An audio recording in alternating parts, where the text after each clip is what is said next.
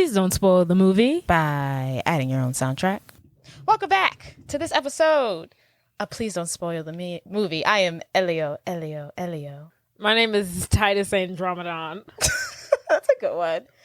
In case you don't know what we're doing now, instead of saying our names because Jade hates it, I thought it would be a good idea to say names from or characters from movies or TV shows. You said yours, and I'm like, what the hell? You don't know? Now I know. But when you said it, I was like, I have no idea. That's why I said it 3 times. Call me by your name. And you're Kimmy Schmidt. Is that the name of the show? The Unbreakable Kimmy Schmidt. Yeah. Elio. And I will not let that man-eating man ruin Call Me by Her Name for me. Not that man-eating man. I wonder if they're still going to do a sequel to that movie. Probably not. Yeah, definitely not. But they were going to originally. Yeah, I think that unless they recast, oh boy, I don't know how they're going to do it. Hollywood doesn't care about, they stone them alive for 20 minutes and then they're like, okay, back in production, we need to make this movie. I don't know. That might be a hard one because I think he's even got a documentary about his family now. Oh, for real? Yeah. I think I did read that. Because apparently his whole family is a bunch of like weirdos. Like rich, powerful white men who have done terrible things to women. There's stuff like that. Give that vibe. Like for those of you who don't know who we're talking about, we're talking about Armie Hammer. Yeah. The guy, he's in Call Me by Your Name, Death on the Nile. It's a great one. Mirror, Mirror. He's actually, those are like 2 of my favorite movies now. That's crazy. Sorry to Bother You. He isn't Sorry to Bother You, but he's a bad guy in that one. So that one's probably the closest depiction of his real life. Mm-hmm. A white man. For sure. With so much power. He wants to take over the world. But yeah, he's like a rapist. He got Me Too'd. Yeah. Well, he's into cannibalism. What? That was his thing. He liked to eat. But he was into. Yeah. No. Yeah. No. Google it right now. I guarantee you. Not accurate. Jade, yes. He's into like a hardcore BDSM. It was like into biting people. Yeah, like, not. I wouldn't say cannibalism, but like literally eating human flesh. He's into human flesh. I'm not joking. I don't know about that one. Cannibalism. Armie Hammer, Controversy Explained from Cannibalism Documentary. I think these are just buzzwords that are going around. Oh, that's a big buzzword. Yeah, and they want you... But he is into like something to do with eating people, biting people. It's like dark. I don't know if it's light cannibalism per se, but it's not light cannibalism. But it has something to do with that. We need to research it some more. But I promise you I did not pull that one out of my behind. I guess because the searches are coming up, but concerning. Ugh, very concerning. Well, anywho, welcome back. Enough of rapists. What else is going on? It's been a while. I guess we should mention to people, if you haven't noticed, we turned our podcast into bi-weekly? Bi-monthly. Oh, monthly. Twice a month. Twice. I was going to say twice a week. Every other week. Twice a week. Yeah, every other week. Yes. God willing. Because life is just too difficult at times. And there's just not enough hours, not enough time, not enough minutes, not enough seconds, not enough milliseconds in the day. Yes. So here we are. Yeah. We might circle back, but for the time being, while Jade's still cheerleading her behind. While I'm in the hype of football season, we've got to convert it to bi-weekly. Sorry to all of you dying fans out there. I know there's so many. Yes, because there's so many of you. Okay. Yeah, speaking to existence, as some would say. Yes. We haven't seen you since you came back from London, mate. How was your trip, babe? I know, darling. It was really good. I really liked it. I really enjoyed it. Really got down to the nitty gritty. Really got to enjoy, London sauce, some real good stuff out there. Did you hear any cool accents? Anyone talk to you crazy? Honestly, I'm not even gonna lie. I wasn't as like by the accents as I would have thought I would have been. There was only one person, because we had security while we were out there, literally 5 stars. Security, oh my god, our security literally made our trip. They were amazing. Oh, that's so cute. Amazing. Like when we were saying bye to them at the airport, I got teary-eyed. I was like, I don't know What were their names? We were crying. Like, people were crying. There was Paul. There was another Paul. There was Shiv. There was Shiv. That's Mick. very London. Mickey. There were so many. There was like 10 of them. You loved them all? Yeah. What was your favorite? Who was your favorite? Paul was my favorite. Which Paul? There was a black Paul and there was a white Paul, but I liked white Paul. Okay. I loved Paul. He was so cute. Paul was hot too. I was like, Paul, you single? You have pictures? You have to show me later. I actually don't have any pictures of them. A lot of people were really like talkative to them. Were really like getting to know them. But I feel like we were working so much, I didn't really have time to talk to them until like towards the end. Gotcha. Like I'm here for business, guys. But they were really great. They were amazing. Honestly, they should have never exposed us to that lifestyle. Because now you want it. Now you want the high level security. That's the bare minimum now. That's what I expect. But now we back roughing it. You're your own security. Right. We have security, but not to the standard of Paul and Shiv. Dang. But the Thank you trip for your service, was great. Paul. We were working 24/7. We honestly never. Well, the group that I was in personally never had any free time, so I really didn't get to see London. But nonetheless, I still had a great time. The game was amazing. Saints lost. It was so cool being in an outside stadium too. I really thought that. Was cool, right? Yeah, it was fun. The sun was like hitting. Kind of weird. Which stadiums have outside stadiums? Yeah. Do you think the Saints would have an outside stadium? No, it's too hot for that nonsense. But then stadiums where it snows have outside stadiums. I'm like, who? Yeah, that's also crazy to me. That's why I think everyone should have a closed stadium. Yeah. Like, it worked out in London because it was October and that's kind of like chilly there. And so it wasn't too hot, but the sun was out. So for that setting, it worked. But had it been any later, like in December, I'd have been like, I'm not cheering. Yeah, I don't have Saints uniforms for that. Yes, we do not. We do not have the uniform equipped for that. Right. And then it's rainy out there, so the ground was wet, so that was another obstacle we had to... On the field or just in general? No. Well, in general, but on the field. Yeah. And it was supposed to rain that day, and had it rained that day, we weren't going to be able to do anything. Oh. So, luckily, it didn't rain. Oh, so... do they have cheerleaders when it snows outside? People? What do you mean? The other teams in general? Yeah. Oh, okay. They be out there, I guess. Oh, okay. But they just dance. Yeah. Oh, so right. That's a liability. Because, even when we were out there, it didn't rain that day, but the ground was still wet. And there was times where I was stunning with my stunt partner. Shout out to Tyler. He would catch me, and I almost, fell because I was slipping. Like, I could feel myself slipping in his hands. Oh. Dang. So. Well, I'm glad you're back across the pond. Me too, love. Yes. But yeah, what about you? What's going on with you? I move tomorrow. Oh my god! I'm not officially moving. You won't even notice. You probably won't even notice I'm gone to Christmas. Whatever. Treachery. Yes, but that's about it. Came back from a wedding. It was lovely. Oh yeah, how was the wedding? It was good. Who got married? My boyfriend's stepsister. The wedding was beautiful. It was black tie. She had her little AKA. She has 28 AK line sisters, and she invited them all. Bless her. Because I'd have been like chopping corners, right? Well, they're not all bridesmaids though. She didn't have any bridesmaids because of that very reason. Oh, really? Yeah. She didn't have bridesmaids for the sole purpose of she had too many line sisters. She didn't know who to choose, or she didn't want to cause that drama. And she invited all 28 to the wedding. She don't have sisters or nothing. Excuse me. No, she has all brothers. Yeah, no sisters, not to my knowledge. Yeah, I would be offended. I think people would be offended if she chose. Aside from the AKA sisters, her sorority sisters.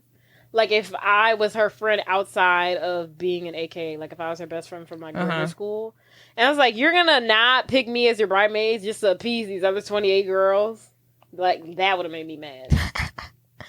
I feel like I ought to get over it. It's a lot of responsibility that comes with being a bridesmaid. They still took pictures and stuff. She can't be close to all 28. Like, the ones that weren't picked had to have understood like why they weren't picked. I don't know. She was close to, to the fact that she invited them all, I'm like, oh, you must like them. And if they had partners, she invited them too.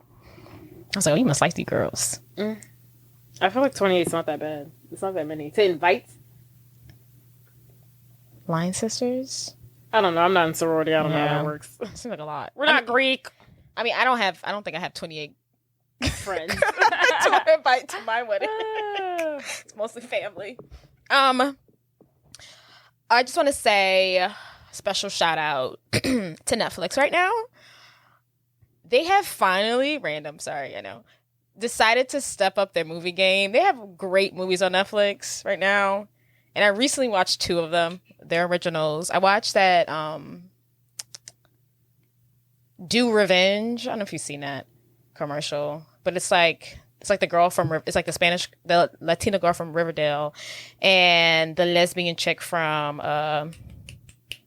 Stranger Things. They do a movie. They do Revenge. I don't know either of these people. It was a very cute, nothing crazy. Loved it. It's nice Friday chick flick. And then I watched Mila Kunis. Mila Kunis. Yes, that one. It's new movie. That girl on Netflix. The Luckiest Girl Alive. It was really good. I didn't even know she was still acting. Right. Was it? The Luckiest Girl Alive. It's based off a book of the same title. And what's it about? It's kind of. It looks dark. It is kind of dark. So it's like when she was in high school, she's redid her whole life. But when she was in high school, she had a traumatic event. One of them being she was raped, and one of them being the school had a mass shooting. Oh. And she's never talked about either of the events, and people have always wanted her to talk about it. And this documentary, people has been getting at her. She's getting married. All these things are coming ahead. She's basically faking her life, kind of like I wouldn't say she's like, she puts on like a happy front to like get this life that she wants, but it's all like crumbling around her. She can't like take the pressure of being this fake girl. She's never processed the trauma of these 2 events, but it's like, it was really good. Okay. Yeah. I was just watching it. It's dark. What was the first one you said? Do Revenge. Do Revenge. That's a fun one, but Luckiest Girl Alive. It is a little dark. I'll have to. Yeah, check it out. But definitely check out Do Revenge. It's like Mean Girls. That one like seems more up my alley. Yeah, that was fun. But yeah, that was it. Just check those movies out. Sweet. Should we dive in? That should be our little thing. That should be our little segue. I'm about to dive in. All right. So, since in the spirit of All Hallows Eve, can I say our favorite time of the year? Is it your favorite time of year? Okay, yes, cool. My favorite time. Our favorite time of the year. Better than Christmas, if you ask me. Ooh, it's the realness. I really Christmas love stuff. the Halloween spirit. Yes. Amen. Hallelujah. It's coming so fast, though. Yes, it really is. But in the spirit of All Hallows Eve, we decided to, of course, dedicate this episode to a Halloween film that we love so dearly. So dear to our hearts. Hallelujah. A classic amongst many classics. Yes. A fantastic, superb, wonderful. Speak on it, honey. Just chef's kiss production of a movie. And what is that movie, you might ask? It is the 1993 classic. Oh, sorry. Here we go. Hocus Pocus. We'll start with the reveals. Hocus Pocus. Hocus Pocus. Okay, we're doing Hocus Pocus. I'm really excited about it. Yes, a Disney original, honey. All right. Well, summary. Yes. I did not write this. This is not Where'd one you get it that from? I've Wikipedia? Written. Sure. I just typed in Hocus Pocus summary, and the first one that came up in the rep search. Thank you, Google. So thanks. After moving to Salem, Massachusetts, teenager Max Dennison on Halloween night explores an abandoned house with his sister Danny and their new friend Allison. After dismissing a story Allison tells as superstitious, Max accidentally frees a coven of evil witches played by Bette Milder, Sarah Jessica Parker, Kathy Najama, who used to live in the house. Now, with the help of a magical cat, the kids must steal the witch's book of spells to stop them from becoming immortal. Cast: Bette Milder. Bette Milder. That's it. Is playing Winifred Winnie Sanderson. Winnie. Sarah Jessica Parker is playing Sarah Sanderson. Yay. Kathy Najimy plays Mary Sanderson. I bet you never knew her name. Do I need to? No. Whose name? The third witch, the one. Oh That's no, I not the leader, did. not I the mean, I pretty did one. while I did this. I movie. literally always knew their two names and never knew. I honestly don't think I knew any of their names. I always knew Winnie and Sarah. Yeah. The other one, I was like, when did they ever say her name? But anyway, She said her name a lot. I feel like decent amount. Omari Katz, I don't know how to pronounce his name, but it's played by plays Max Dennison, the main character. Mm-hmm. Thora Birch plays Danny Denson, his little sister. And then I think this is supposed to say Vanessa. Vanessa. That's literally how it's spelled. Oh, okay. I don't know. I'm just gonna say. Oh, wow. But that's literally how it's spelled. Vinessa. Vanessa. Like Shaw plays Allison Watts. Allison. And then two different people play Thackeray Binks, the cat. So the guy who plays the real life Zachary Binks is this guy. I don't know his name. It's not important. And then the voice of the cat, Zachary Binks, is played by somebody else. Which is so shady. And I'm like, y'all can keep me in. Yeah. Thank you very much. Which is weird. But okay, let's dive into, budget, film release date, blah, blah, blah, blah, blah. The film was released in the U.S. on July 16th, 1993. So before we were even born, which I never really realized. The film was directed by, do you want to guess who the director of this film is? I feel like I saw his name and I was like, oh yeah, we know him. But I don't remember. Kenny Ortega. The guy who directed all the High School Musicals. Oh, really? Yes. Oh. Moving on. It was written by Neil. It was written by Neil Cuthbert and Nick Garris. Who cares? Budget, would you like to guess? I did read it was a flop because it came out not during Halloween. Yeah. As you just previously said, which is crazy. So weird. If 30 million. Oh my god, you're so close. It was 28. Ew. Now would you like to guess the box office? Oh, okay, so it was a flop. So 20 million. God, was it less than that? Oh, okay. 35 million. It was 45.4 million. Oh. Which not the worst flop. Yeah. You made a profit. That's what I was saying. But then, as I continued to read on what Wikipedia had to offer, it said upon its release, it received mixed to negative reviews from film critics and was not a box office success, costing Disney to lose $16.5 million. Wow. But I was like, how you lost $16.5 million, but y'all made a $15 million profit off of a $30 million budget? Right. The math not matting.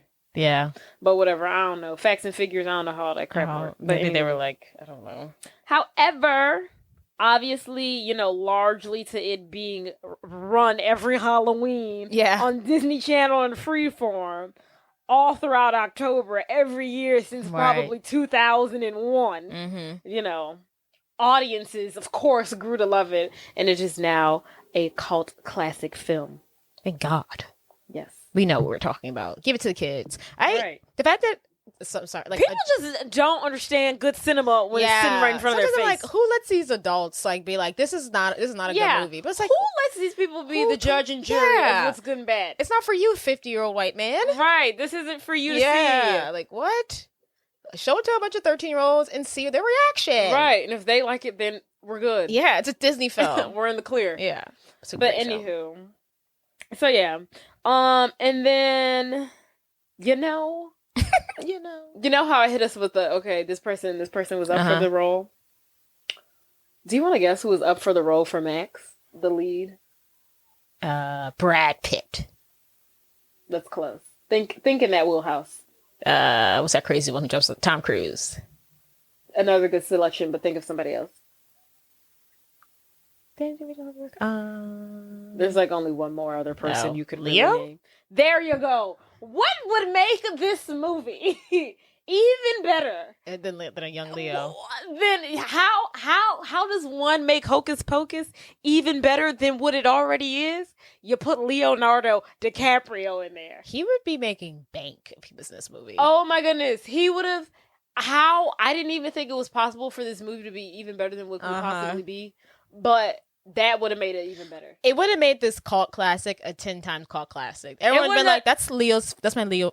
It wouldn't have been a box office flop if they'd have put Leo up right. That'd have been crazy. But apparently he decided to do What's Eating Gilbert Grape, that movie instead. Oh yeah, I never saw that. That's when he's supposed to play like a kid on the spectrum, right? Yeah, he plays someone with like, yeah. I don't think he's on the spectrum. I think he's like mentally disabled. Yeah.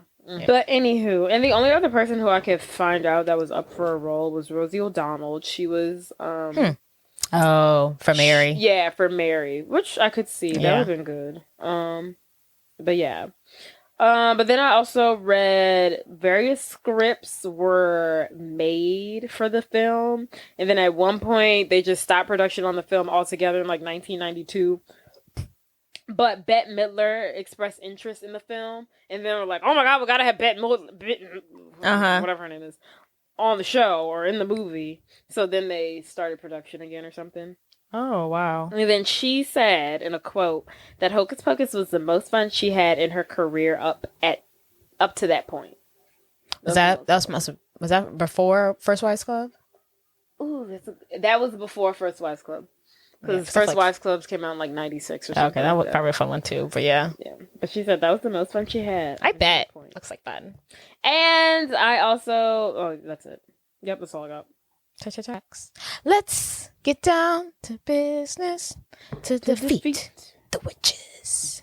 Okay, opening scene.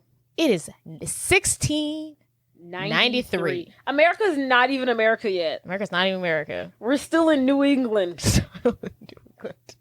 And it's gross. Oh, I guess so, huh? Because they're in Salem. Yeah. Yeah, like, they're like literally the first group of colonizers. Right. Like, honestly. Like, we're still under King George at this point. You've been to Salem one time. Huh? You went to Salem. Yeah. It did. It did. Was it fun? It was cold. There was snow on the ground. I feel like it was 2020, so COVID. We're still COVID-y, so I feel like I really couldn't get full witchy experience. Yeah. But I would like to go back. Yeah. But it was cool. It was nice. It was pretty. It looks just how it looks over there, you know, old-ish. Very New England-y, right. You know? So, yeah.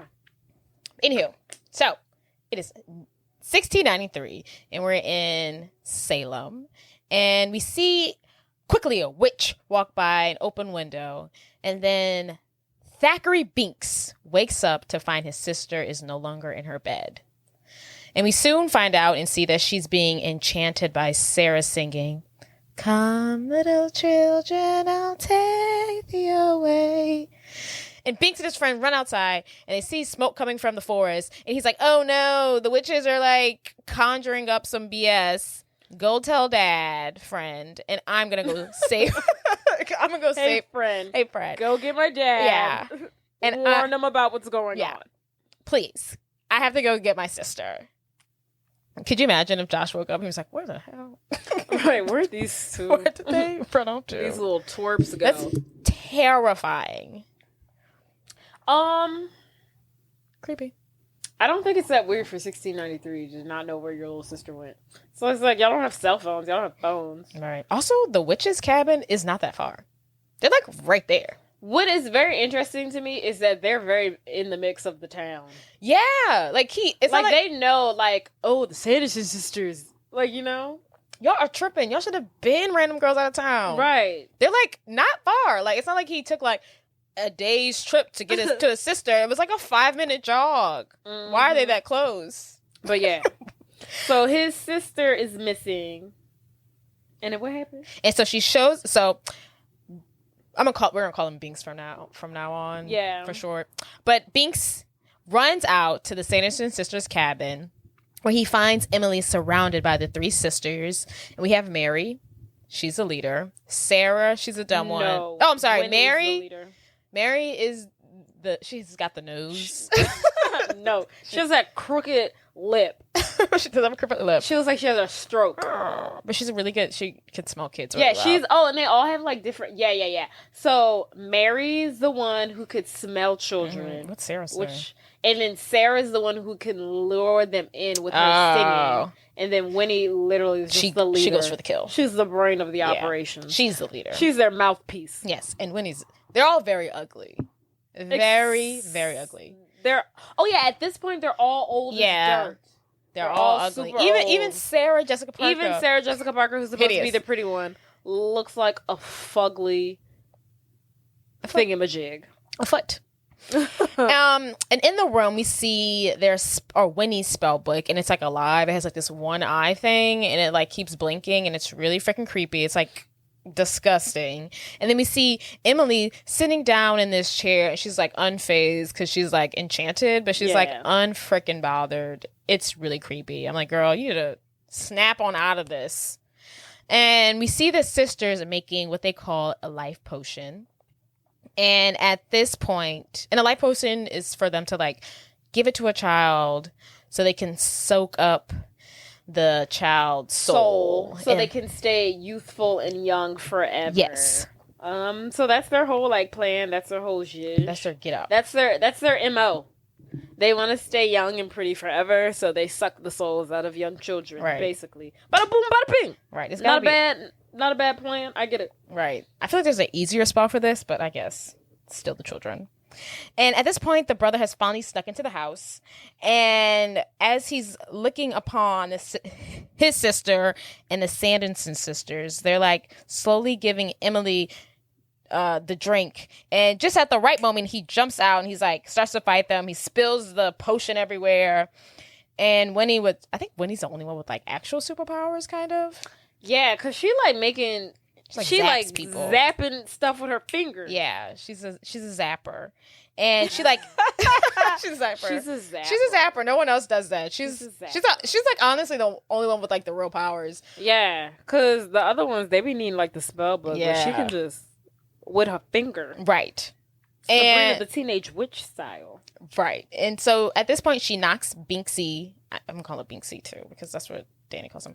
But she knocks Binks out.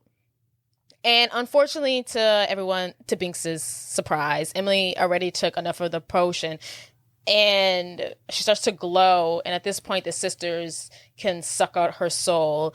And they do so. And they look up, they look down, they look up, and they're beautiful now. They're gorgeous. They're younger, they're prettier. So they sucked the soul completely out of poor little Emily. Yeah, she's dead. She's dead. Yeah. I mean, and they don't look that... She's dead, yeah. She's pretty dead. They don't really show it. Right, but... It's just like... she's done. I don't know. I feel like they don't show her again. She's done. That was nice of them. Because they don't really show her after they turn pretty. I wonder what happens to her body. Right. She like in a chair? It's Disney. We can't see the dead body. And while they do look younger, they're not like super young because it was only like one child. So, that's going to continue to be a goal for them to like continue to suck the lives of children. Mm-hmm. And that's Winnie's goal, to suck all the children in Salem. And he must have called them ugly or something. Yeah, he was just like, y'all are still pretty ugly. Yeah. And that's like their trigger. And because he did that, they turn him into a black cat. Yes. And they're like super excited. The deed is done. But not only do they turn him into a black cat, they turn him into a black cat that can never die. Oh, right. So he is stuck immortal, roaming the earth for all eternity. Just so cruel. Like, Jesus, you just killed my sister. Can you imagine being a cat and being stuck like that forever, bro? No. That's a tough pill to swallow. No. I mean, honestly. That's a tough one. I wonder where he started learning how to speak, because I would make it work. Like, hey. Learn how to speak? He probably knew how to speak instantly after he was turned into a cat. Right. Why didn't he say nothing to his daddy? He was just like rubbing on his dad. You got a point there. Why don't you say something? That's a plot hole. Yeah. That's a plot hole. So I'd be like, Dad, I'm a cat. Right. You not see me, yo? Right. But anywho, so they turn him into a cat, and then we cut to the next scene. Now... No, we don't cut to the next scene. The townspeople are now at their door. Open up, bang, bang, bang. They're like, let us in, let us in. I'm like, without my God, leave us daughter. alone. We're so innocent. Mm-hmm. Like, but no. Yeah. Now we cut to the next scene, and now we're at like town hall. The Sanderson sisters are now on stage. They have nooses around their throats. They're about to be hung, which is pretty intense for a children's movie. Yes, it's pretty for Disney Channel. Yeah, movie, I'm like, oh gosh, see a noose around 3 women is kind of intense. It's intense. It's a lot. Yeah, but nonetheless, they about to get hung. Then we have one of the townspeople who reveals himself as Zachary Binks' father. And he's like, I'm going to ask y'all one more time, where is my son at? What'd y'all do with him, please? And then Winifred is basically like, don't know. Cat's got my tongue. No clue. Ha, ha, ha, ha. So. They don't take none serious. They don't take anything Even seriously. in death. Even Nothing as they're about serious. to die, they don't care. So then someone is holding like their little spell book. The wind blows. They drop the spell book. It opens up to a page, reveals a spell. And then when he's like, oh my God, y'all idiots. So she casts the spell right before they're about to die that someone on Halloween will like bring them back to the dead. A virgin. He has to be a virgin. And he has to be a virgin. And then now they hung. And that was their final word. Their final spell before they die. And we see their little feet hanging and dangling. Which is very dark again for a Disney Channel movie to see some dead people's feet. Right. And then we also see Binks as a little black cat trying to get like his dad's attention, like rubbing on him and stuff. The dad's like, move away, cat. I don't have time for this. And then boom.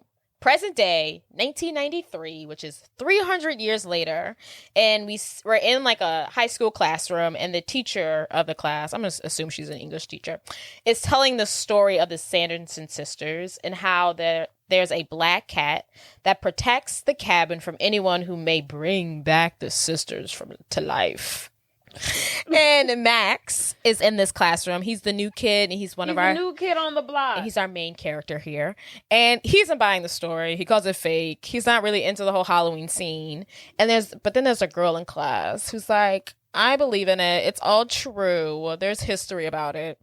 And then balls to the walls. He walks up to her and gives her his number. That was so bold of him. In front of everybody in class. Bold. He was literally like, she goes on, she gives her little spiel. She low-key read him to filth. And then he's like, anywho, here's my number. In front of everyone. Do you have no...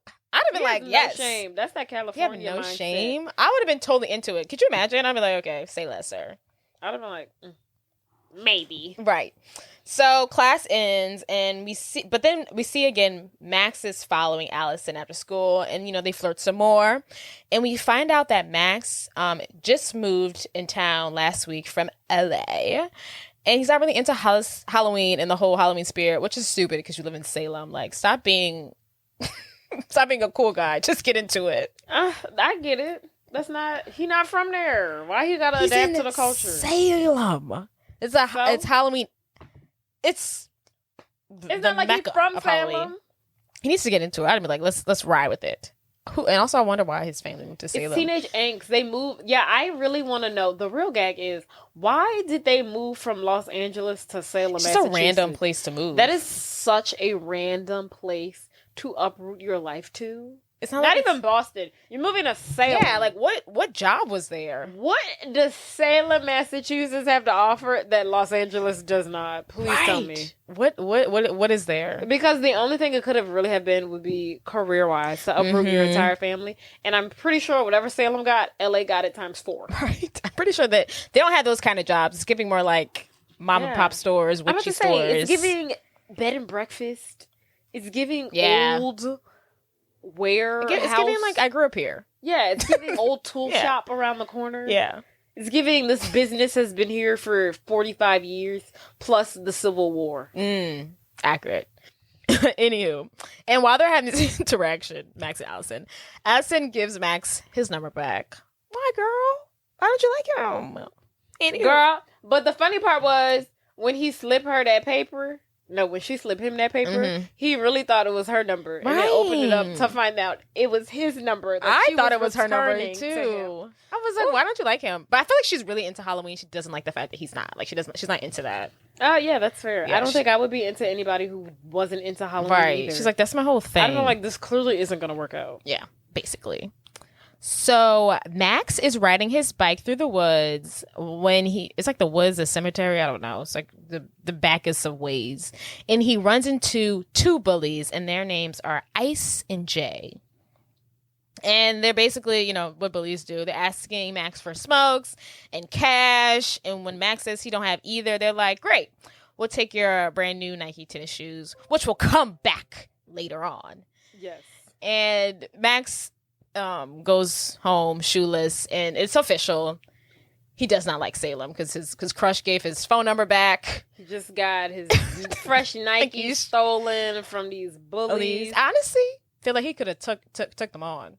He really could have. I really no. I think if those two bullies, they really gave the type of energy that are really all bark and no bite. Mm-hmm. If he would have just, you know, puffed his chest just a little bit, right? They would have backed off. Yeah, I feel like he literally just gave it to him. Because they're giving square. Yeah, I was like, y'all at least punch before him, because I feel like he literally just gave it to him. Yeah.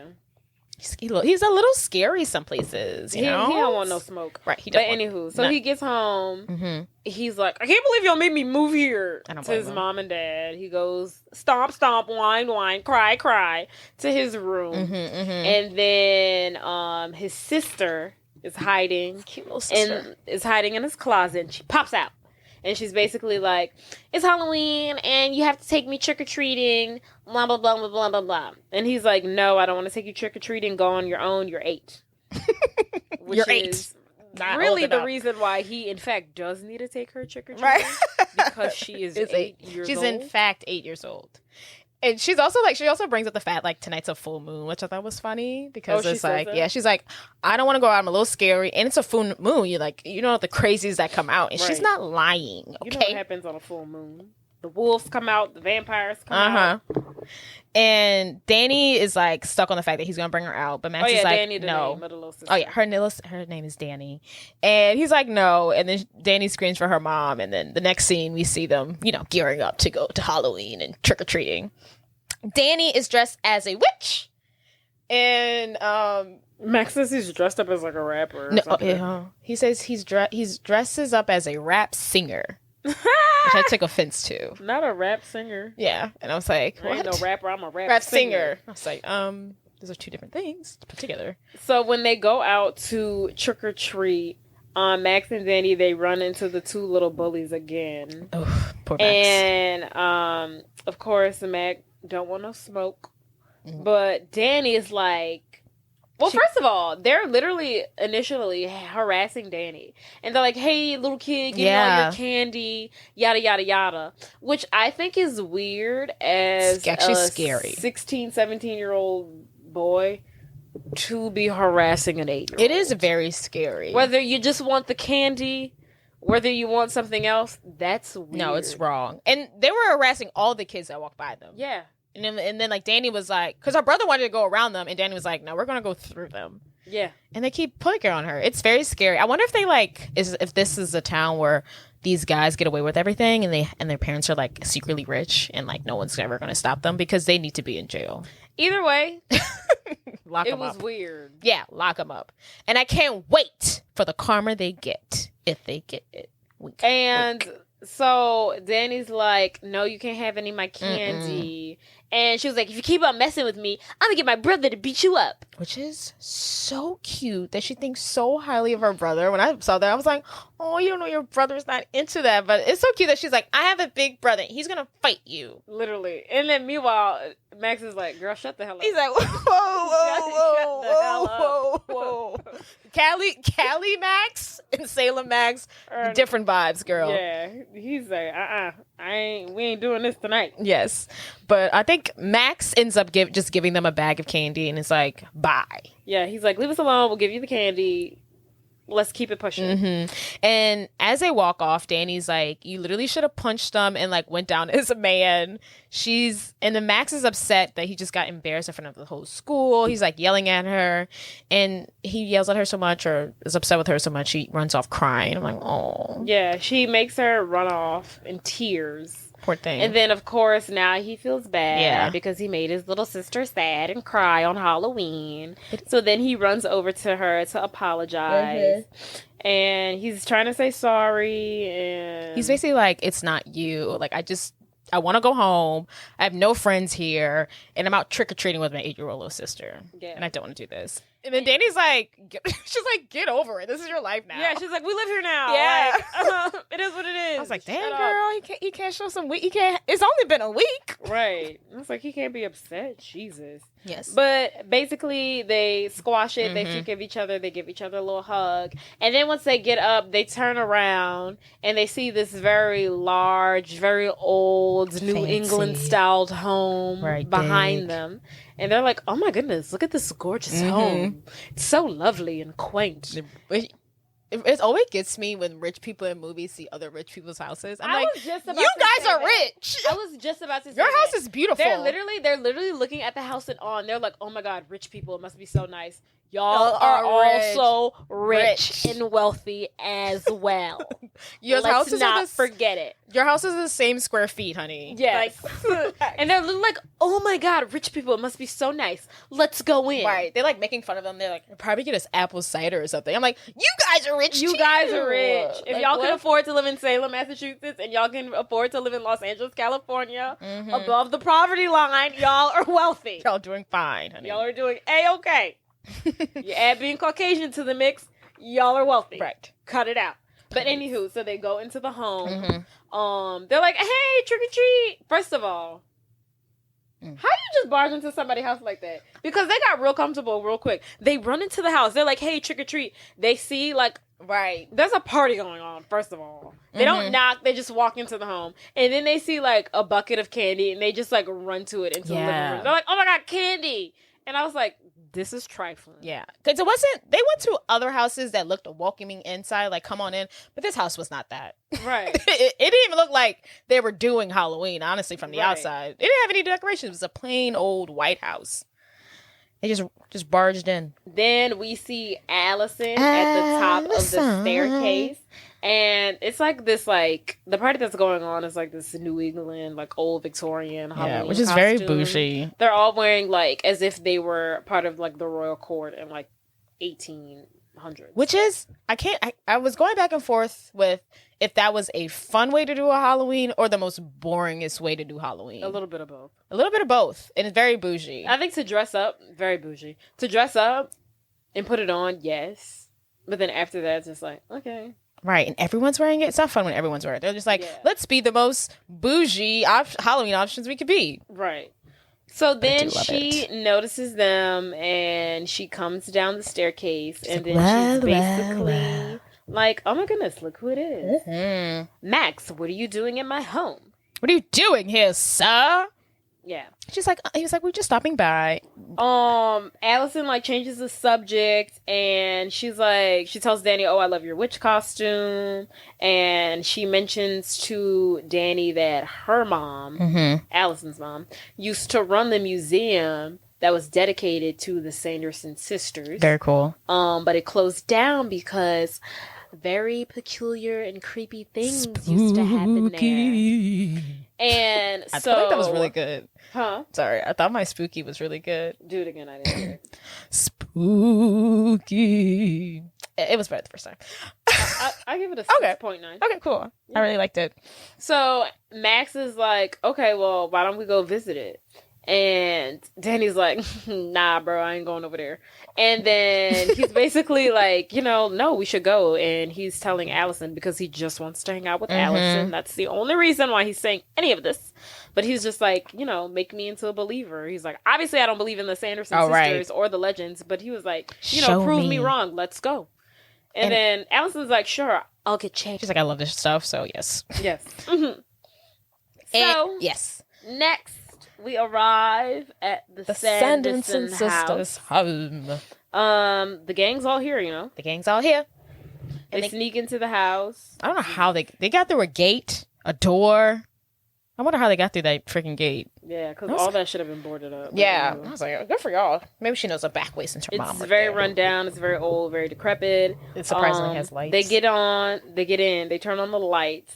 They look around, and then we see that they are being watched by a black cat sitting outside. Could it be? Yes. Then, as they're looking around, they come across Winifred's spell book. The spell book that has like this leather covering and like a glass eye that moves around. So they come across their spell book. Allison reads the book that was, lo and behold, the book was given to Winifred by the devil. And it's made of human skin. It's scarce, and it looks like it. It looks like it's made of human skin. And she says it, like, contains the most evilest and most powerful spells known to man. Mm-hmm. And then Max goes around. He finds the black flame candle. And this is the black flame candle. And the plaque says that it was made from the fat of a hangman. Gross. And that a virgin can rise the sisters by lighting it. But, Max, being the curious young boy that he is, he wants to find this out for sure. And just as he's about to, light the candle on fire, the cat jumps out on top of him. Right. And at this point, you know what? Danny and Allison are like, you know what? It's time to go. I'm good. Yeah. But just before they leave, Max spooked. Is like, huh? They're spooked. Oh, I would be spooked too. Once the cat jumped out, they're like, that is so creepy. Could you imagine reading that and being like, a cat jumped out? Yeah. You reading like, oh, if you light this candle, you gonna wake these girls from the bed. And as soon as you're about to light it up, a cat jumps out at you. Right. Nah, bro. I'd be like, that's a sign right there. I know. We need to get out of here. Exactly. You had me at book given to by the devil. I was like, okay, time to go. Right. This not my judge no more. Let's dip. Let's get at him. Yes. So the cat jumps out and they're ready to go. And Max decides to light the candle. And at first he's like, see, nothing's wrong. And then immediately all the lights start to go out, like pop off.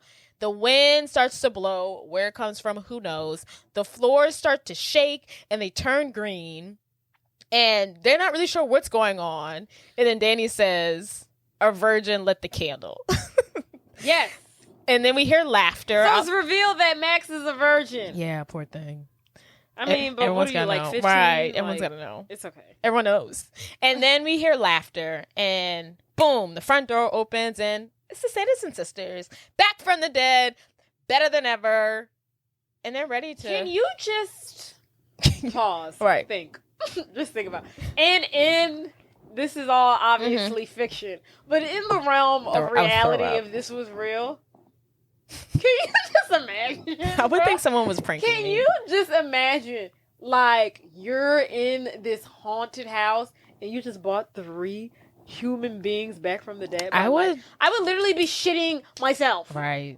I would have pooed. There would have been poo in my pants. Poop. Not afraid to admit it. If I was standing in the house and a door busted open and 3 human beings that were dead just walked through, I would literally... I'd have been like 20 minutes ago. I was just knocking on doors for candy. I was just a young boy. I was just a young kid living life. And look at where I'm at now. Raising hell. Like, oh my God. Literally raising hell from the ground. Who am I? They have the sense to duck down. I'd have been like, ah!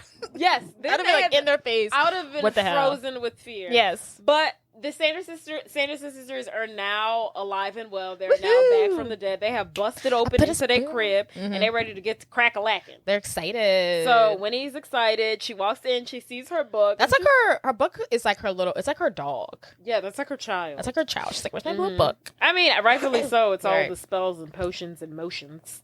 So Mary, she smells around and she's like, I smell children, because remember her little main power is that she can smell kids. Which is weird that they really what is she, a hound dog? Like, it's weird. It's really weird. I guess I get it from the movie. It's really weird that they're centered around children. Yeah. Like their powers are centered around children. Yeah. That all you're worried about is the life potion? Right. Because it's really I wonder how long they've been on Earth. Girl, who knew? Who knows? Who knew? So Mary, she's sniffling around. She can smell children, so she can smell Danny.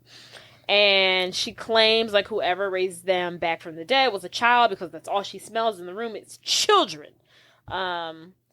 So they sniff her out. They find Danny, and she pops up, and like at first she's like, doesn't know what to do, but so she pretends to be like, yes, sisters, I brought you back from the dead, which I guess is like to get on their good side so they don't like eat her. And they're like, great, love that our first day back, there's a child here. They're ready to like gobble her up. They like about to throw her in the cauldron, and then Max like hops out just in the nick of time. I don't know why the brothers keep doing, I don't know why they don't hop out in advance. They keep doing this like, I'm gonna wait till the last second. I'll wait till the last right second. Before she's murdered. Like, can you knock her out before they grab me and almost put me in this cauldron? Thank you very much. You don't have to wait till the last minute. And then just like Winnie did Binks, she zaps Max and just like throws him around. Allison, I guess she got tired of watching the whole thing take place, and she finally attacks the sisters. She like hits one of them over the head with a pan, and Danny and Allison run away before Max runs off. He pretends he has a lighter in his hand, so he pretends to control fire. So he turns on the lighter because they'd never seen this before. Right, they've never seen a lighter before. They've been dead or asleep for 300 years. And then he puts the lighter against the sprinklers, and he turns off the sprinklers. Then the water comes out. But the sisters think this is something like sinister or something. Right. I don't know. And they think they're under some kind of attack. Right. So they hide from the water. And Max is about to run out, but then he trips and falls. And then the black cat, which is Binks, reveals himself, and he tells... since he speaks English as a cat, he speaks the native tongue. English as a cat. He tells Max to grab the book. Max is a little confused, but he can't think too hard. And he grabs the book, and then they run off. And then eventually the sisters realize Max, well, not the sisters, I should say Winnie, because Winnie's the only smart one here. Right. Winnie realizes Max was playing a trick on them, and they're about to go run after them. They keep hitting obstacles. One, they see like black cement, and they're like, what is this? They think it's like They think it's a river. Yeah. They run because they've been asleep for 300 years. So fire and matches. Confusion. And concrete and pavement is all foreign to them. Too much. So when they see this black pavement, they're like, oh my God, it's a river of darkness. Mm-hmm. And they're like, oh my God, we can't cross it. What if we fall in? How deep is it? And then they just push Sarah. Poor Sarah. She's the test dummy. And then she's like, oh my God, it's solid. So now they can walk amongst the paved black concrete like normal human beings. And then they start to do their little, if you don't know the walk, you don't know the walk, but they start to do their famous walk. If you don't know the walk, then you don't know. And they start doing that, which I don't know what the purpose of that walk. If you don't know, walk. you don't know. You don't know. But I don't know I don't know what they get from that. Maybe like energy, but I don't know. They're on a mission. Yes. They start to do the walk, and then as they're like right about to run after the kids, then a fire truck arrives because they set off the sprinklers. Mm-hmm. And then now they're terrified and they run away. And then meanwhile, so Binks the cat leads Allison, Max, little girl Danny, all of them to a cemetery and tells them like, oh, it's holy ground, and they can't touch the ground of the cemetery because it's holy. Yeah. And they're evil, so we'll be safe here. So that's where they take them, and the cat shows them the grave of William Butcherson, better known as Billy, who dated Winifred, which is the head witch, and he says that Binks says that Billy was caught up with Sarah, the pretty sister, and Winnie found out because Winnie and Billy was lovers, but Billy was cheating on Winnie with Sarah, and she found out, so she killed him and put a curse on him. And closed his mouth shut for all eternity. And now he in his grave. So you mean to tell me men have always been trifling? Oh, since the dawn of time. Since 300 years ago? Since before. You was dating me, you was trying to get at my sister? It wasn't Eve. It was Adam. Exactly. Adam. They like to blame it on Eve, but I promise you, it was Adam. Right. I don't blame her for killing him.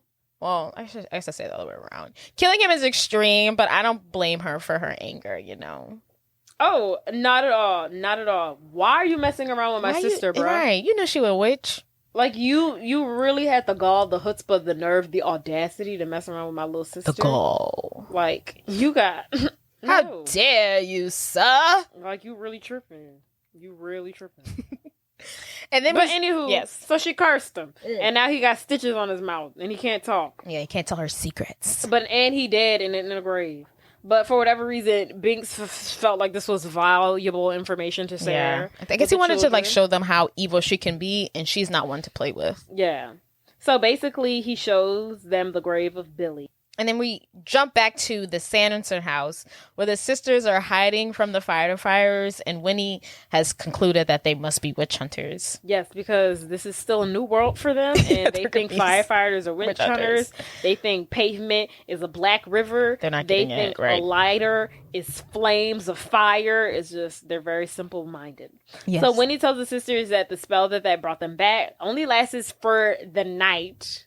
And if they want to, remain alive for all eternity, that they need to suck the souls out of X amount of children. Mm-hmm. And if they don't, that they will die by sunrise. Dust. They will turn into dust. Yes. And they need the book from that, which the children has. Oh, yes.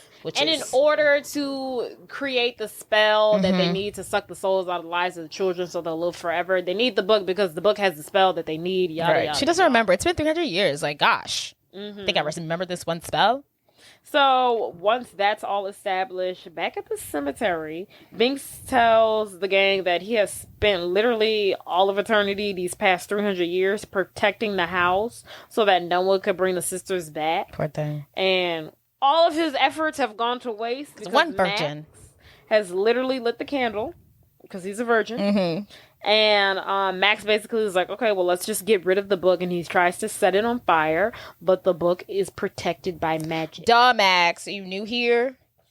So then the Sanderson sisters have now we're at the Sanderson sisters. They've gotten on their broomsticks because they're witches, so they fly and stuff. And they are off to find Max and the gang.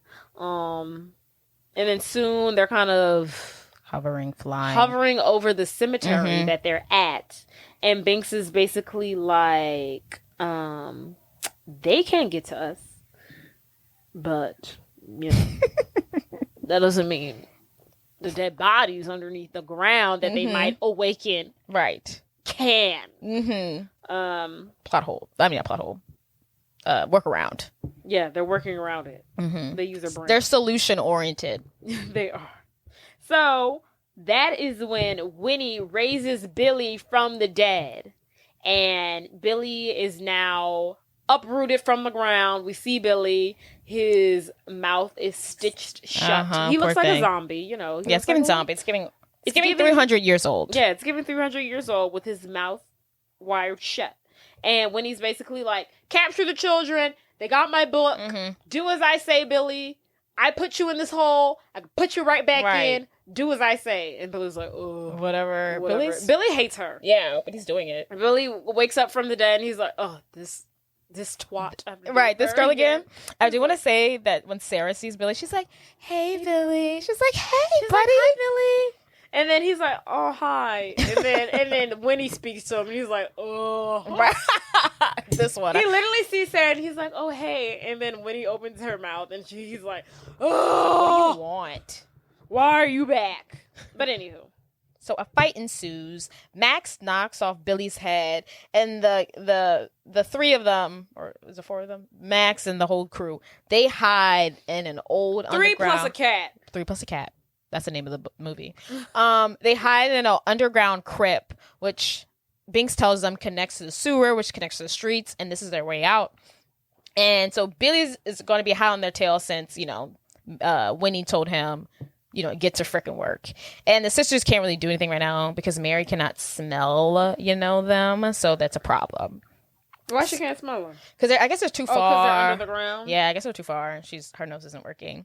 So outside the cemetery, Winnie wants to start to collect children for her spell. She's like, okay, Billy's on the hunt for the book. Let's just go get some children so we can, get ready because, we have, she's goal oriented. Yeah, she's like, we got X amount of time before the sun come up. And once the sun come up, it's over for Let's us. go. I don't remember much of the recipe, but I do know I need children. So let's go ahead and do that. I do know the number one ingredient to this spell is kids. Yes. So they're outside and randomly a bus driver, like pulls up on the public bus pulls up on. He says, "Bubble, bubble, I'm in trouble." And the girls start to the bus driver starts to flirt with the girls. They're asking them, "Can this vehicle bring us to children?" He's like, "Yeah, sure." Yeah, they both have different motives. Yeah. And neither of them are realizing that their motives are different. He's like, "Okay, yeah. As long as you can be with pretty women." He's like, "Get on in." And then he's like, no, they're like, "Oh, we're seeking children." He's like, "It might take me a couple of tries, but, I think I can make that work."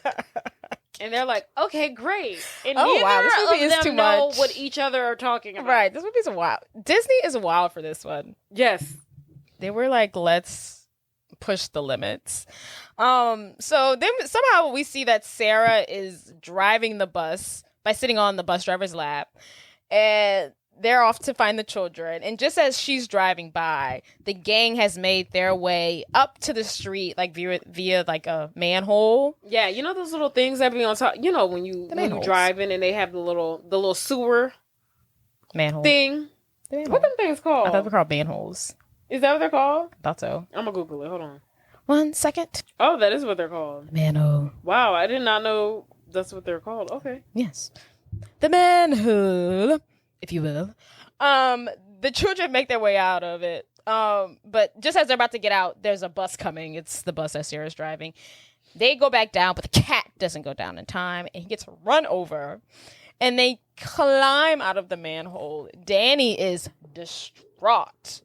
She's like, "Bing!" Oh right. My God. It's been like, she met the cat 10 minutes ago. It's literally been like 30 minutes. It's been 2 scenes, girl. It's been 2 scenes. But Relax. it feels like they've been together all night. It does feel like they've been together all night. When he gets hit by the car, it's like, damn. Oh my God, this is too much. Right. Yeah, but it literally has been like maybe an hour. Right. She hasn't even held him yet, I don't think. Yes.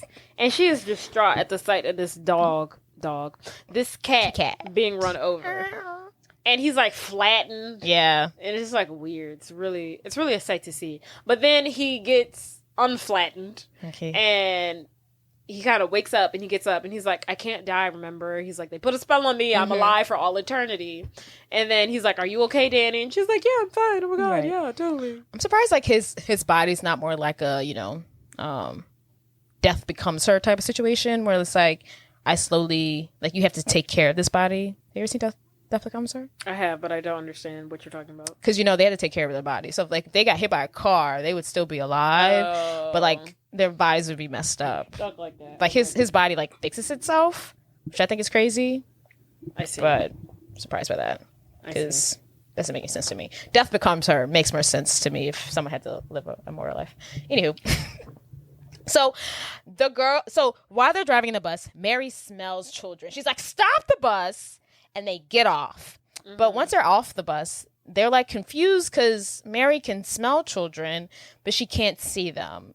So once again, they're confused by what's going on because children are in costumes. And I guess Halloween. Because Halloween. And they're tricking them so much. And they're dressed up as witches and warlocks and vampires and cows. Right. Which is, I mean, girl, come on. Use your context clues. Beavers. That's a good one. Mm-hmm. And they smell children, but they're not seeing them because they're disguised in costumes. And Mary's like, "I don't know what's going on, Winnie. I smell the kids, but I don't see any kids." So stupid. I'm like, girl, come on. They're right there. So while they're like trying to figure this out, they see a man in what we know is a devil costume, but to them is the actual devil. He comes out of his house, and the girls run up to him and they start to bow to him. They're like, "Oh my God, Master, so happy to see you. Oh my God, thank you." And like he thinks it's a joke. So he's going with the joke, right? When he sees 3 women bowing down to him, he's turns around on him. He's like, "Yeah, come on in. Yeah, sure. Welcome to my home." You're like, bowing down to me. Here are these 3 women on their hands and feet, kissing my every toe and pinky. Come on in. They're not weird. Yeah, they're not strange. He's like, "This is Halloween. I'm dressed up as the devil. Y'all are witches. Yeah, let's get this." They're not taking this too far. He's like, "I also am really into Halloween too." Yeah. So he invites them in. He goes along with it, thinking it's whatever. Uh-huh. They actually think he's in fact the devil. The devil. And the devil introduces him to his wife, And the wife is like not dressed up in Halloween. This is probably why he was so into the fact that they were into Halloween, because his wife's not into Halloween. She's in rollers. She's in rollers. She has like a cigarette in She's her like, hand. what? She's like, who are these people? Right. She's got a Boston accent. I read that they're actually brother and sister. I was like, oh, that's cute. But yeah, she's not into it. And we see like the girls, I think Winnie at one point asks the devil for a new book. And then the girls start running around touching stuff. And then Sarah does the most by asking the devil to dance. And he's like, of course. Yes, of course. And the wife sees this and she's like, okay, y'all doing too much. Get the hell out of my house. She's like, party's over. Right. Get out of my house. Time to go. She got the rollers in. The bonnet's halfway on, halfway off. Yes. And Winnie's basically like, make me. Right. And that's when the wife, she gets like what is it? It's like a teacup dog. Something like that. It's like a little tiny chihuahua, an orangutan. Not an orangutan. Definitely an orangutan. What they call them, little dogs? Oof. One of those little cute dogs. They're really small. Yeah. One of them. Yeah. That Paris Hilton would hold in her Gucci purse. One of them dogs. And she sicks the dog onto the sisters. They go out flying and screaming, whooping and hollering. Whoa. Probably because they've never seen a breed of dog like that. Yeah. I'm sure back in 1693, that breed of dog wasn't even invented. Mm-hmm. And the dog was dressed up as a devil too. So I think you could make the case that they thought the dog was a hellhound. That's what I took from it. They thought the dog was a hellhound. Yeah, there we go. So they run out the house, hooping and hollering and screaming. And then they go to grab their brooms to fly away. But then a little earlier we saw some kids saw the brooms and they took it. They're like, they're basically like, dude, where's my freaking car? Yeah, so before they went into the devil's home to party, they left their brooms outside. And then some little kids were like, oh my God, look at these great brooms that would go great with our Halloween costumes. So their brooms got stolen. Yeah, and actually we kind of see the little kids who took the brooms. They we don't really see it, but they fly off. I wonder what happened to them. Oh yeah. You hear a shoosh. Yeah, shoosh. Yeah. I'm like, oh my God, are they okay? Probably not. Probably not. Because them things don't come with brakes. Which begs the question, is the broom enchanted or can they fly? I don't know. Ooh. The broom must be enchanted. Right. So they're like, where'd our brooms go?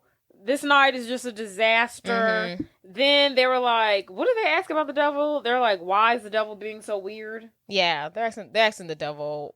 That's why is being weird. Why is this lady talking to the devil crazy? They're just trying to they're so confused. They're like, where'd our brooms go? Why is the devil being weird? Why am I smelling children but I'm not seeing any children? And then Winnie's finally putting it together and she was like, first of all, that wasn't the devil. That wasn't our master. And then she's like, these are children. They're just dressed up as Halloween. And then she's like putting it all together. She was like, All Hallows Eve has now turned into some kind of tomfoolery. Right. And it's just play this and play that. It's not what it used to be. And she's like, that's why you're smelling all these children, but we're not seeing them because this is now just some kind of joke. And it's not really what it used to be. She takes a moment, but she's gonna figure out the issue. Yeah. I appreciate her the way she thinks.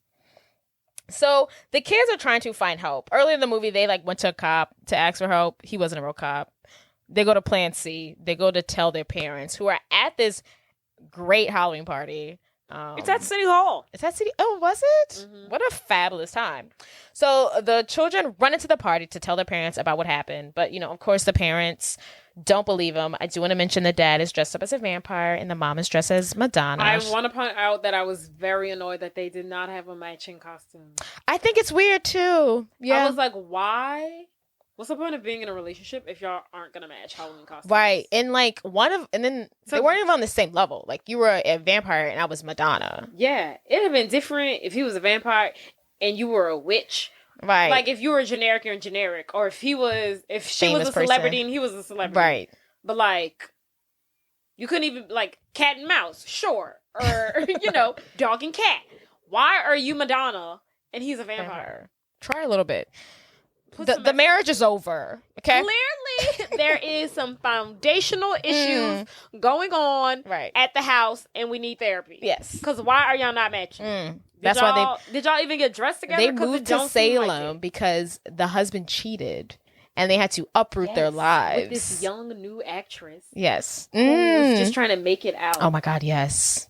and he was probably like, like an agent or something. Mm-hmm. And then she found out, and Right. she said, you know what, we're moving to Salem, and you're gonna work as a bank teller in this local Salem Inc. Mm-hmm. We need less Corp bank. We need a basic life. Yes. Mm-hmm. And I'm gonna work at the local grocery store.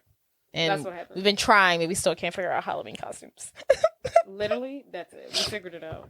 So as the gang is trying to convince their Max and Danny's parents what's going on, the sisters have arrived and they're looking for the children. In one scene, because they go off and they report back to Winnie, Sarah goes to Winnie, and Winnie asks Sarah, "Did you find them?" And Sarah's like, "Find who?" She's like, "Find who? Why are we here again?" I'm like, she is something else. If you don't get it, she's the dumb one. She's literally the dumb one. She's the dumb pretty one. So Max and the gang have seen the sisters, and Max is like, okay, I have to warn everybody here. He gets on stage and warns the partygoers that the sisters plan to take their children in the night, and they must all go home to protect their children. And the people at the party are like, shut the up!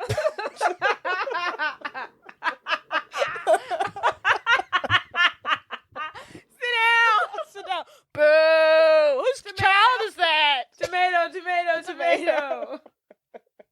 I'm So basically, no one believes him. They're like, "This is our night off, dude. Shut up. Like, go home." And then no one believes him. He points to the crowd. He's like, "Look, they're right there." And the sisters are like, "Who I? Who me? Who us?" They literally are milking this moment. Yes. The moment that he points to them and he's like, "They're here," Like, and then she's like, Winifred's like, "Well, thank you for that wonderful introduction." And they're like, "Yes, we're here." And then they burst out into this freaking musical number. This is how you know this movie was directed by Kenny Ortega. All right, he does. He was dipping his toe into musicals. Yes, he literally was dipping his toe. He was like, let's try this out. And then they burst into this song dance number. What song was it? Oh, I put a spell on you, and now you're mine. So they burst into that song, but what she's actually doing is in fact putting a spell on them, to where that they dance the entire night until they die. Yes, she said, "Dance until you die, baby." Yes, dance until you die. Not in a fun way, right? Not even a fun way. So meanwhile, which is like really the perfect setup, because meanwhile, while they're out busy trying to suck the souls of all of these children, their parents will be too busy dancing to their dad. Right. They can't be like, care where their children are. They can't be like, "Where are you going? Sit your behind down. You can't go enchanted into the forest." Right. They're like, can't watch their children. Terrible parents.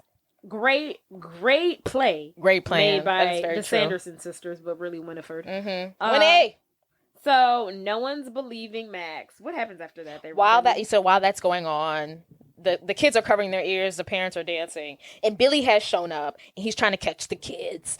And Max is like, "Cover your ears, we gotta go, bye!" And they like leave, and they run off.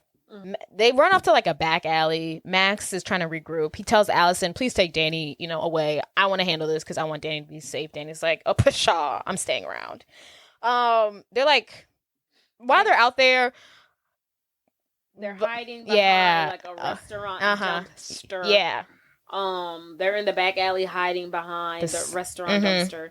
And then the Sanderson sisters are kind of in the area near them. And Winifred is like, "Mary, do you smell any children? Where they at?" And then Mary's like, "I think I smell something," but she's really just smelling back alley garbage. She can't pick it up. I can't smell anything because the dumpster smell of lobster and whatever else is overpowering the smell of the children. She's like, "Gross." And then so they leave and the kids go unseen. And while they're back there, Allison sees like an oven, and it gives her like a bright idea. Yes. And then cut to, we're at the high school. And the sisters have followed the scent of the children there. Winnie makes a comment that this place is a prison for children. And I thought that was funny. Yes, because they're like, "What is this?" Right. And she's like, "It's a prison for children." Like, "Oh." And it is, in fact, that. It can be. It sure the hell can be. It really can be. So, while they go into the school, the gang, they're already in the school, and Max is like on the intercom, and he's like, "Welcome to hell." I don't think you by me, Max. I actually don't think that's a funny joke. Like this, like they could kill us. It's not even. He's like, "Welcome to hell." I'm like, oh, dude, too soon. He's literally like, "Oh yeah, we got y'all." Like he's like trying to max their energy, but he's like doing too much because they can in fact murder you. Yeah, too soon, dude. Like chillax. But yeah, he's getting too overzealous. Like he's too confident in this plan when he really shouldn't be. Chill out. It's like, calm down. We gotta see if it works. Right. So somehow the witches, they go into the school. They lure them into, what is it, like a furnace? Yeah. Some furnace to fit a human being. Yeah. Like I don't know what they would use that for. Right. I honestly would say it would be something that maybe someone would use to cremate somebody. Maybe. I don't know, why would you have that in school? I'm not really sure. That school must be just as old as Salem, Massachusetts. Right. But it's basically a furnace. It's basically a human-sized furnace for whatever reason. So somehow they lure them into the furnace, and they lock them into the furnace. They turn the furnace on, and they set them on fire. Also very dark. Very dark. When you really think about it, setting someone on fire, ouch. Oof. Poor sisters. They've been hung, set on fire. What's next? We've seen death, and more death. Right, just because they want out this film, they want to look a little good, you know? Right. So be it. They set them on fire. They're locked in. You hear the witches like screaming, like ah, you know. Yes. And Max, Allison, Danny, Binks, they run out of the school. They're rejoicing. They think they've won the war. They're like, die, Sandra's sisters, die. Right. They're like, we've done it. We did it. It's over. We've won the battle. We've won the war. Done so. Bye. Let's celebrate. But you know what? That really must be... Picture this. That really must be a really great feeling. Yeah, it's a very stressful situation. To be in... An hour and a half ago, they were just kids trick-or-treating. And the world got turned upside down real quick. Right, now they're trying to save Salem. And yeah, now they're on the mission to save literally Salem's children. And now the children of Salem, they're trying to save. And like, they're like, okay, we did it. Like, that must be a really relieving feeling. But they're rejoicing just a little bit too soon. A little bit too soon, mate. But they don't know that. So after they've, So they're making their way back to home. Binks is like, okay, deuces, y'all. I'm going to go home. But Danny and Max are like, you can have a new home with us. So they invite, Binks to come live with them. He happily agrees. And back at the house, the kids realize, their parents still aren't home yet, but they think they're just out having a good time. They're not worried, because I would be worried. I was like, she was putting a spell on them, and they're not home, but they whatever. They literally got home, it's like 5 a.m. Yeah. A little worrying. And Danny is, Danny's talking to Binks about how the future of her kids are going to watch him, and her kids' kids are going to watch him. He's going to be in the family forever. It's actually kind of cute. Yes. And Danny and Binks fall asleep, and Max and Allison fall asleep in each other's arms. And they're like... How adorable. They're really like, needed a nap after this night. So they're like, they all pass out. But then we see back at the school, because when the Santa sister died, green smoke came out the chimney. But now back at the school, the green smoke is going back inside the chimney, and the sisters walk out the furnace, and they are alive, hunty. And I really didn't understand why they get to live. I didn't understand why they didn't die. Maybe I guess because the spell kept them alive for the night. Yeah, that makes sense.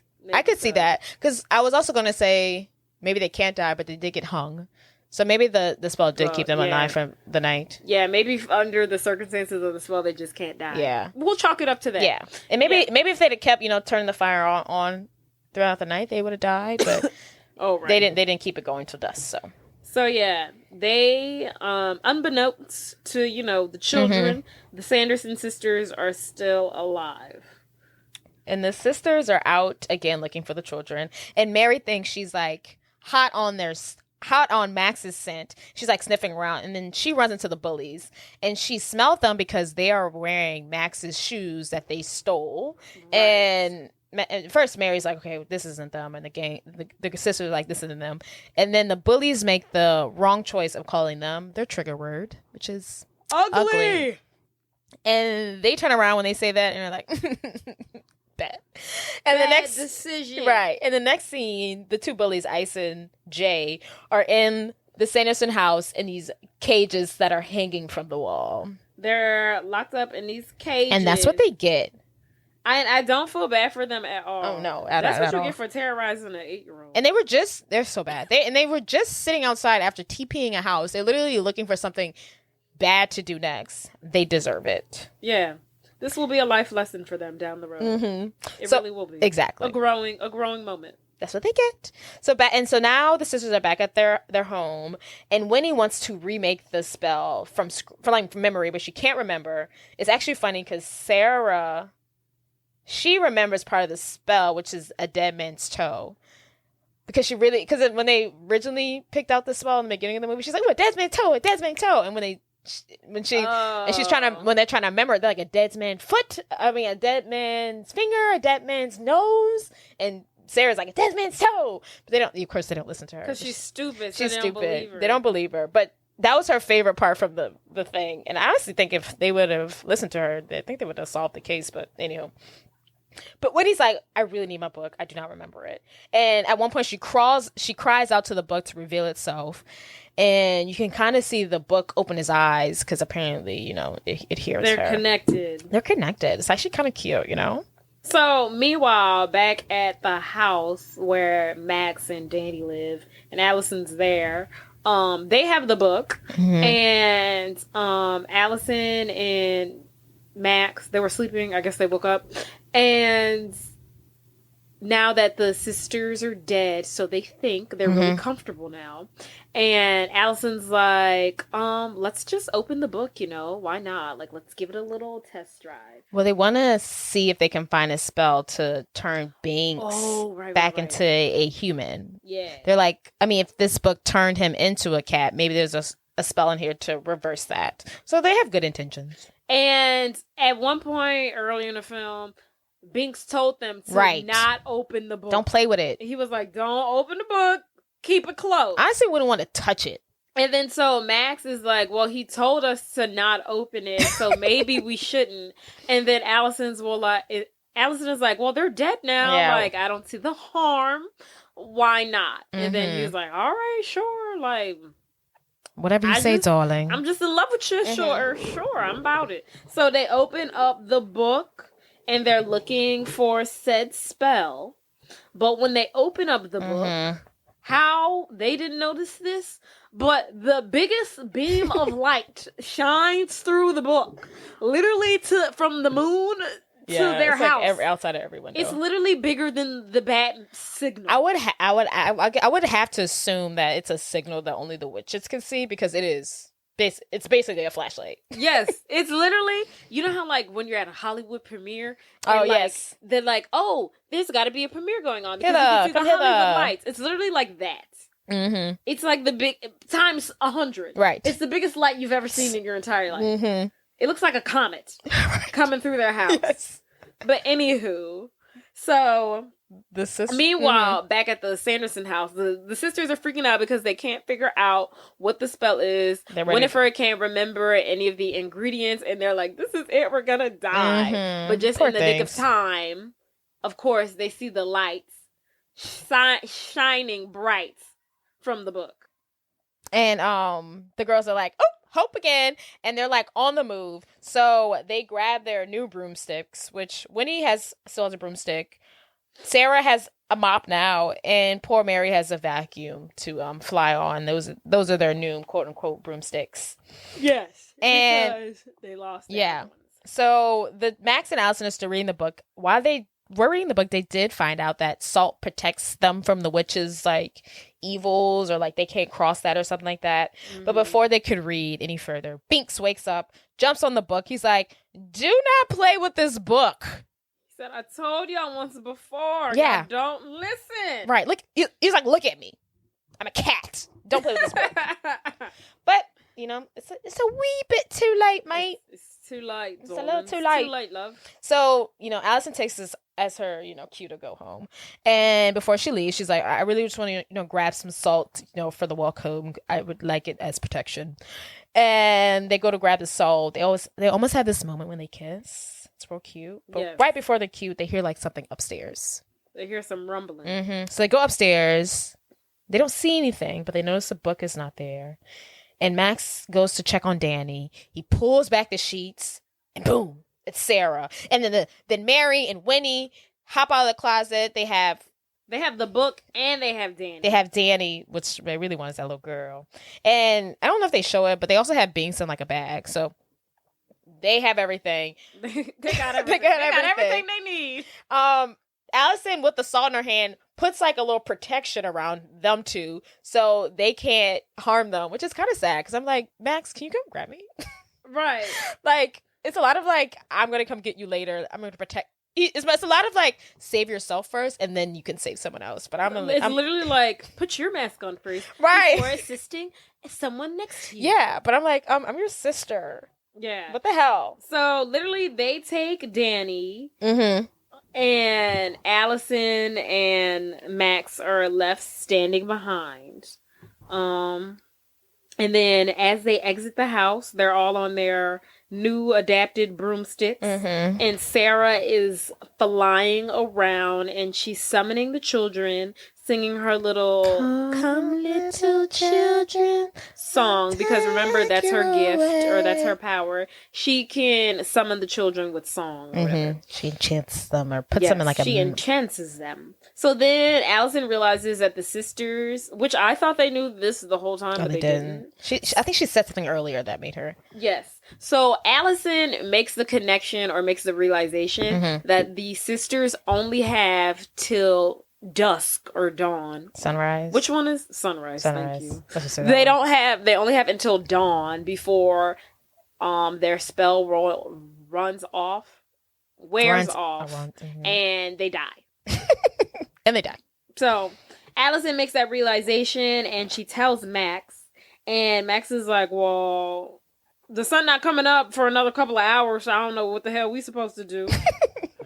And then make it seem like he's like, let's go back to sleep. Yeah, he's literally like, we need a miracle. Like, I don't know. You're telling me this, but like, what do you want me to do, sis?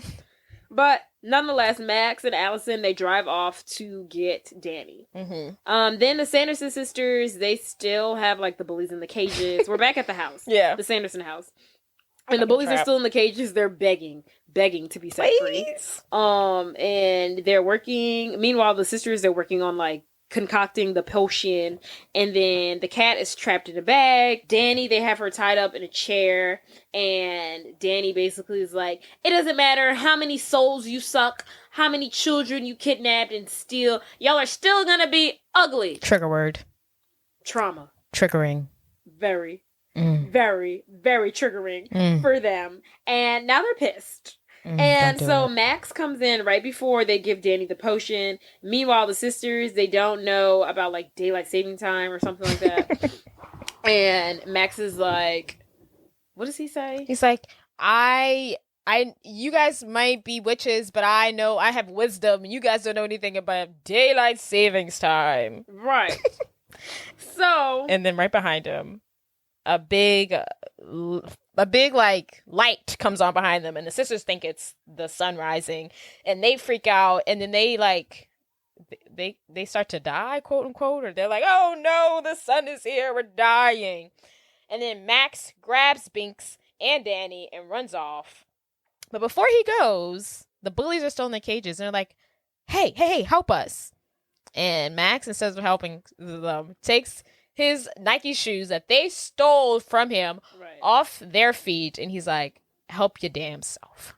Pretty much. Yeah, and he runs off. And then Max also, like, he spills the rest of the potion onto the floor before leaving. So then, when he realizes that it's just like another trick, like the whole daylight savings thing, all they were doing was just flashing the lights. From the car. From their car. Oh, he like put like a little red sticker in front of his car to make it look like it was like the sunset type thing. And so when Winnie realizes that, she tells her sisters to get up and she's like, let's go. So then Winnie realizes it's a trick that he's playing on them for like the second or third time. And she tells the sisters to get up. And she says to them, she's like, look, we only got enough potion for one child. And she's like, let's head out of here. And then Sarah was like, but we got all these children here. We got these 2 bullies in these cages hanging up right here. And then I just sang my little song. So they now just arrived. Right. I just sang my little song. So now all these other little children are coming to the house. They're walking up to the house. And the Winifred's like, yeah, but look, I want this little girl Danny because she called us ugly. So now I got a vendetta. And she's like, I'm not worried about these other children. I want to suck the soul out of this little girl, Danny. You know, that's where she went. That is the most petty thing. That is petty. You're really going to risk, like, your mortality, excuse me. You're really going to risk your mortality. For revenge? For the sake of revenge? Like, now you're being reckless. We literally don't have time. We have 30 minutes. Instead of being like, I'm just going to give this to one of these children outside. Yeah. I need to find Danny and I need to kill this child. You don't have that kind of time to be doing all that foolishness, and now you're being reckless.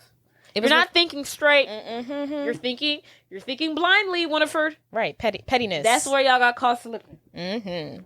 Trying to be petty. Should have just been plain and smart. But anywho. So Max and the gang, they're in the car. They're driving to the cemetery for protection because apparently, you know, again, it's holy ground and they can't step foot on it because they're evil witches. And so they're in the car driving. And while Max is driving, they're like, are they following us? And Allison's like, no, we're good. And then as soon as she says that, here comes Winifred flying on her broomstick. And she's like, hey, it's me. I'm back. So the gang. Okay. Oh, so they are driving and they like swerve, and then like Winnie, who's flying right next to the car, like hits a bush, which gives them enough time to make it to the cemetery. Just as they arrive to the cemetery, Billy's at the door, and Max is like holding a knife. He's holding a knife against Billy. He's telling Danny and Allison to go on. I got this. And while Max and Billy are going at it, Winnie arrives. Winnie's like, kill him. Billy somehow gets the knife out of Max's hand, is like holding him kind of like at the throat. And Winnie's like, great, kill him, kill the children, whatever, get my book, let's wrap this up. But instead of killing, which is also very dark, instead of like a lot of killing here, instead of Billy killing Max, Billy takes the knife and he cuts the strings that are holding his mouth shut, and some like moths fly out. And I read that those were real moths. Disgusting. That fly in his mouth. Ow, gross. Yeah. Ew. Why is that necessary? Yes. I guess back then, maybe for the sake of drama. Yes. So So Billy takes this moment to call Winnie a winch, a trollop, and a buck tooth. And I just thought that was funny. He was like, I've been holding that in for years. And so now Billy has officially switched teams. Yes, he's a good zombie. Yes, he's on the side of Allison and Max and Danny. I wonder if he was like that the whole time. He was just like, just give me a moment to talk. Right. He's like, I don't know anybody in this new town. Right. I just Please be my friend. From the dead. So the group get ready, for battle. They got their salt. They put Danny in a grave and surround her by salt. They have like a bat and stuff. So they're like ready to fight these sisters off. So Max and Allison are doing their thing. They're fighting off Sierra and Mary. And Winnie is going at Billy because, he just called her all these names. So she mad at him. So Winnie knocks off Billy's head, unfortunately again for Billy. And for whatever reason, Danny takes this time to get out of the grave to go get Billy's head back, which leaves her open as an open target. And that is when Winnie grabs Danny on her broomstick and tries to get her to drink the poison or the life potion. And just before Winnie gives Danny the potion, Binks, the cat, jumps up to the broom, knocks the potion off and to the ground.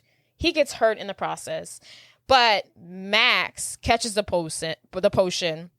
He's like, give me Danny back, or I'll destroy the potion or something. He ends up taking the potion to save his sister, and so Winnie throws Danny to the side, takes up Max, who's just taking the potion, and starts to suck the life out of starts to suck the soul out of him.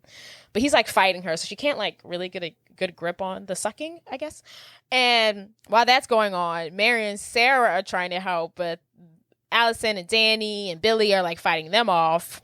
It's just one big battle royale. Yeah, it's not. It's looking close. So while this is going on, the sun is slowly rising, and while Max and Winnie are like fighting, Winnie falls off her broom and she falls onto the cemetery. But like, I guess whatever happens when you fall into the cemetery doesn't happen yet immediately. See, this is what I was very confused about, because if the cemetery is supposed to be sacred ground that they can't touch, why she fell onto the cemetery and nothing happened to her? So I had to run it back too, because I was like, what is the difference? Let me get there. Okay. Because I at first I was like, what's the difference? I don't really get it. But I guess it takes a little moment. So anyway, so she falls into the cemetery. Whatever happens when you fall into the cemetery, it doesn't happen immediately, apparently. So she continues to suck his soul, and she's like holding him up. But like, because I couldn't tell if it was the sun or the cemetery that's happening, but I think it's the cemetery that's happening. So as she's holding him up, her feet, because it starts at the feet, because her feet are touching the cemetery, slowly turn to stone. Oh. She's turning to stone slowly, and it's like going up her body because she's on the cemetery. Oh. And as she's sucking his soul, she's not sucking fast enough because she's slowly turning into stone. The sun is rising, all this stuff. And but before she can kill him, she turns into stone. But then we see Sarah and Mary turn to dust because the sun has risen. Yeah. And then we see Winnie turn into dust because the sun has risen. Oh. Because she turns into stone because she's on the cemetery, but she turns into dust because the sun comes up. Interesting. Yeah. And at first I was like, what's the difference here? Right. I was very confused. I think that's what the difference is. I see. So that was a lot.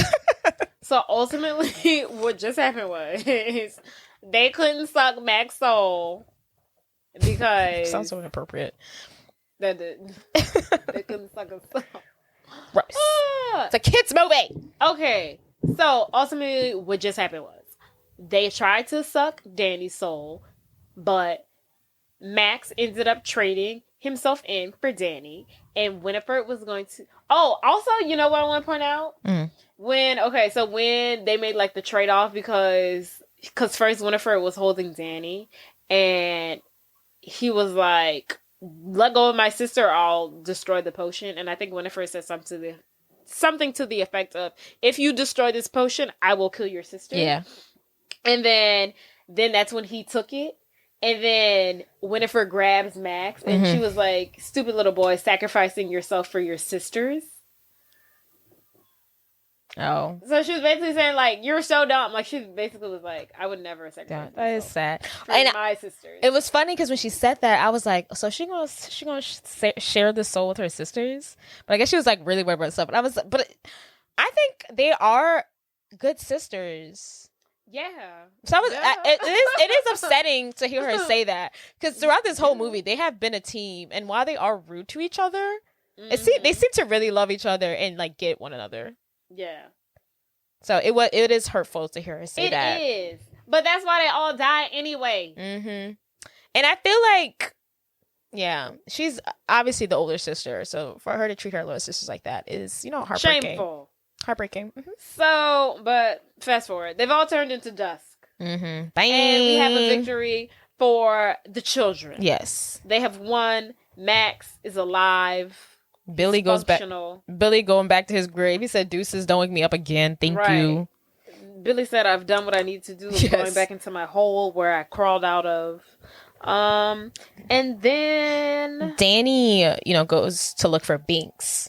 Yes, because he was injured. Yeah, I don't think she realized. I don't know, in the heat of things, I don't know if she realized, but yeah, she's like, Binksy, where are you? Yeah, she's like, where's Binks? Where's Binks? And then they find him, and he's like laying down as if he looks a little dead. He looks a little dead. Looks a little dead. He's been unconscious before, but this is a long time. Yeah. And then she's like, oh my God, Binks, wake up, wake up. And then Allison's like, no, baby, he's not waking up. And then she's like, no, he's immortal. Like, just like last time, he has to wake up. And Danny's like getting emotional. She's starting to cry.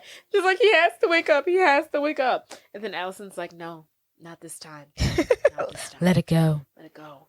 But I guess, let go. I don't know. I feel like even if the sisters are dead, like, if you made a spell to keep him immortal forever, then that should be how it be. Why is he still dead now? Because y'all dead. I also feel like the sisters are they really dead? Are we really? Are they really alive? Dead? But like, no, are they really dead? Are we really living? But like, seriously, I mean, when they got hung, they were like, you can bring it back to life. Is there something that could always bring them? I mean, clearly there is. I mean, obviously, clearly, because they got a Hocus Pocus 2, so clearly they're not really dead, and they can always just come back. Which is why we did this movie around this time. You guys should check out Hocus Pocus 2, by the way. Right. But yeah, so Binks is like dead, and although, so just as she is laying over Binks's body in tears and was like, he can't die, he has to come back, he has to come back, we hear a boy in the distance call out for Danny. And we look over, and to our surprise, it is the real life Zachary Binks, his ghost. Yay. Human form. And he's like, he comes up to Danny, and he's like, please don't be sad for me. And she's like, Binks, is that you? And then it's Zachary Binks in ghost form, and he's like, you guys have finally freed my soul from the witches. Thank you so much. And he's like, don't be sad. He's like, I'm happy. I'm with my sister now. He's like, Danny, you freed me. He's like, Max, thank you for lighting the candle. You weird man. He gives Danny a kiss on the cheek right before he goes. He says, I shall always be with you. Yeah. Just kind of creepy. I'm like, she's got a brother. Thanks. I know. like literally. But when you really think about it, I mean, not even when you really think about it, Max and Danny are the parallelism of like, Zachary Binks and his little sister who died. This movie's big on brother-sister relationship. It's so cute. Yeah. Protecting your younger sisters. Right. And it's beautiful. It's so beautiful. It's so really cute.